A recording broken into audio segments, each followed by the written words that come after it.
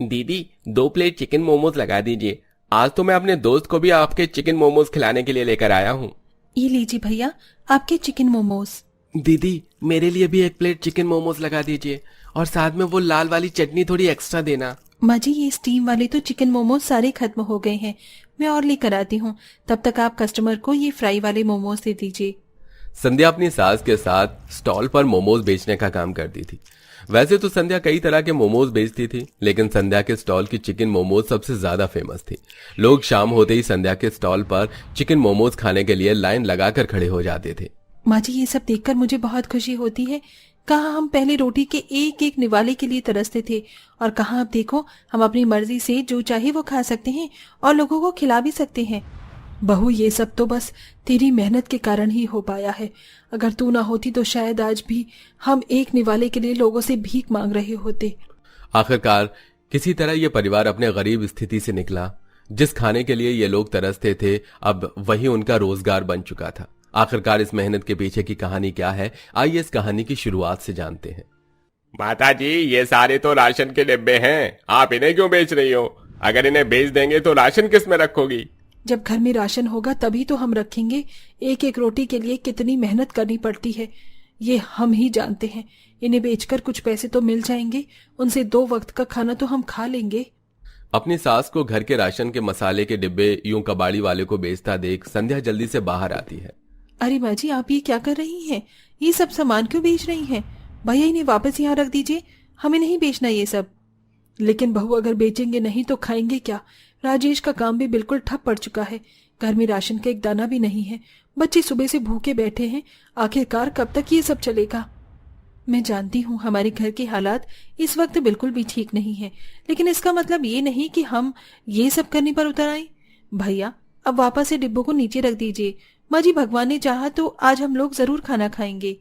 संध्या ration और मसाले के डिब्बे लेकर सीधा घर के अंदर चली जाती है और अपने पति राजेश का आने का बेसब्री से इंतजार करती है।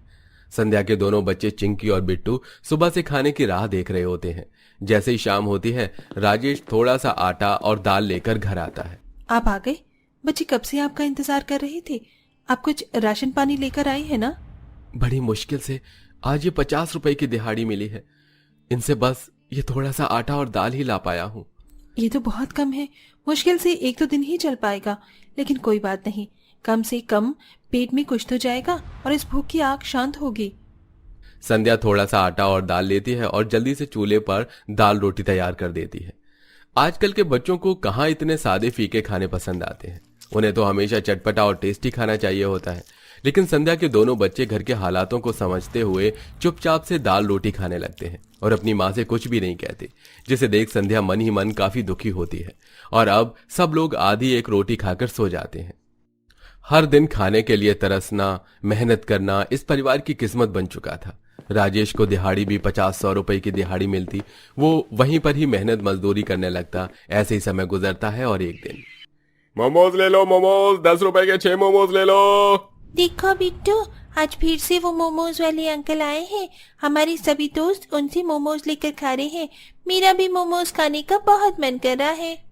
मन तो मेरा भी कर रहा है, लेकिन चिंकी, तुम्हें तो पता है कि घर में इस वक्त पैसे नहीं हैं, और अगर हमने माँ से मोमोज खाने की जिद की तो उन्हें काफी दुख होगा। आंगन में बैठे दोनों बच्चों के बात संध्या सुन लेती है, जिसे सुन संध्या को काफी ज्यादा दुख होता है। ऐसे ही एक दिन, अरे कितनी अच्छी खुशबू आ रही है। लगता है किसी के घर में आज बटर चिकन बन रहा है। जरूर वो पड़ोस वाली विनीता ही बनाती होगी। कितनी अच्छी किस्मत है ना उनके परिवार की। हर रोज तरह तरह के पकवान खाते हैं, कभी चिकन तो कभी पनीर।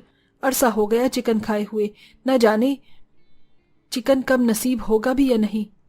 संध्या हमेशा अपने घर वालों को इसी तरह खाने पीने की छोटी मोटी चीजों के लिए तरसता देखती रही, जिससे उनको काफी दुख होता था। इस वक्त चिकन के दाम तो 400 रुपए किलो चल रहे हैं, लेकिन मोमोज तो काफी ज्यादा सस्ते होते हैं। अगर मैं थोड़े बहुत पैसे इकट्ठा करके घर में ही सबके लिए मोमोज बना दूं तो कितना अच्छा रहेगा ना। लेकिन इन पैसों को इकट्ठा करने के लिए मुझे पहले कोई काम करना होगा। संध्या काम ढूंढने के लिए आसपास के घरों में जाने लगती है। ताई, घर में कुछ काम मिलेगा क्या? मैं साफ सफाई, बर्तन, कपड़े सबका काम जानती हूँ। इन सब कामों के लिए हमारे घर में नौकरानी है। एक काम करो, हमारे पास 10 किलो गेहूं रखे हैं, तुम उन्हें साफ कर दो, उसके बदले में मैं तुम्हें थोड़े पैसे दे दूंगी। संध्या किसी के घर में गेहूं साफ करती तो कभी किसी के घर में कपड़े धोकर ऐसे ही थोड़े बहुत पैसे जमाने लगती और एक हफ्ते के अंदर संध्या मोमोज बनाने के लायक पैसे जोड़ लेती है। जितना सोचा था उससे थोड़े ज्यादा ही जुड़ गए हैं। आज तो मेरे दोनों बच्चे काफी खुश हो जाएंगे। संध्या मोमोज बनाने के लिए मैदा, 3-4 तरह की हरी सब्जी और थोड़े बहुत मसाले लेकर घर आ जाती है और जिस तरह पहले वाले मोमोज बनाती है ठीक उसी तरह से संध्या चूल्हे पर स्टीम और फ्राइज मोमोज बनाती है।